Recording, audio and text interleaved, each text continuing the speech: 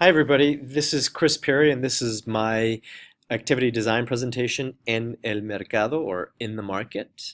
I chose to do an activity on the experience of shopping at the market first because I enjoy going to the market. I find it to be an enjoyable and relaxing experience. I also naturally gravitated towards Corbett's chapter on food, and I found his activities on supermarket psychology to be really interesting. So I thought I'd do something on that.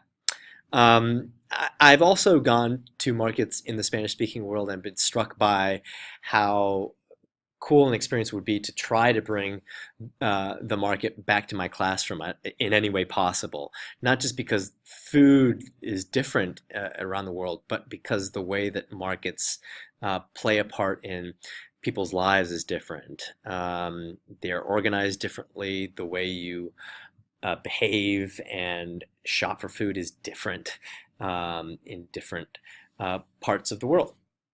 So this is my activity. I started doing this as an investigative activity, but I put in quite a bit of interaction too, as Dr. Lanier noted on her review of my first round. And so I've tried to add a little bit more of an investigative piece for this presentation.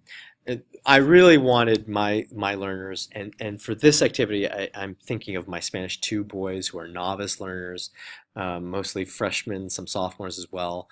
I really wanted my learners to be able to say that they could identify typical products related to familiar everyday life. So whether that be food from the Spanish-speaking world or some items that you would encounter in the supermarket.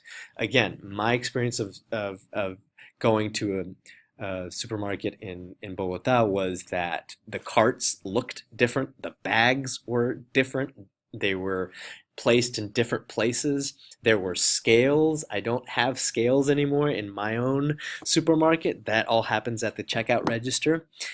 So these are subtle differences that I think were my students to go there, they would notice. And also I want them to be able to feel that they can be successful in a very mundane, typical situation, which is shopping for food. Can they communicate with others in a familiar, everyday situation as articulated here in the performance indicators for language and interact? So we start with a pre-activity, which is starting from their own experience of shopping for food and taking a more critical look at that. What is their neighborhood supermarket all about? And having them move from taking it for granted to really examining what it is to shop there. Again, this is a great topic because it's a universal one, and I find that people are ready to talk about, oh, I go to this supermarket or that supermarket, and it's in this neighborhood. I found that Corbett's questionnaire on supermarket psychology was a good place to start. I'll show the questionnaire in just a moment in my next slide. The idea I had was to first start from a very simple conversation on where students shop with their families, give them this questionnaire, and then give them some time in order to go back to the supermarket with a real critical eye. This does take time because some of my students, like I said, most of my students are underclassmen and they don't have the ability to drive, so they're probably going with their parents. But here, if you take a look at the question, these are questions that ask us to be more aware of the things that we take for granted. The color on the walls, the way things are organized, the aisles, the placement of products, how do you check out? These are things that if I didn't have these questions in front of me, I would not think about them because they're just so present in my everyday life. But then coming back to class and talking about them with other students who may go to other supermarkets, you realize how supermarkets, although they may seem very similar, are very different in their own ways.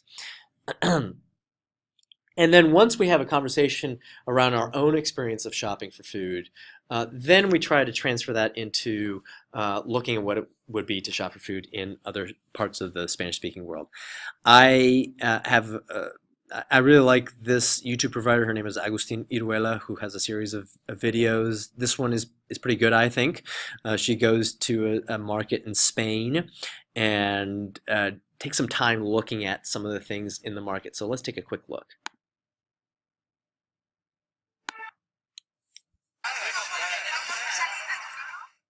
En esta frutería las cerezas cuestan 6,99 € el kilo.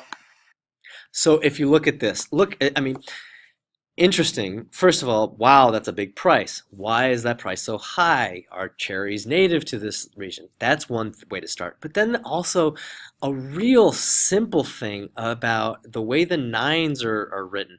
And another real simple thing that really throws my students for a loop is, why is there an apostrophe, or why is there a comma when there should be a period? And we talk about how for decimal numbers, periods and commas are often switched in parts of Europe and in parts of the Spanish-speaking world. So this is a good video. I've in the citations part of this presentation, I gave a link as well. Oh, let's see if I can go to the next slide.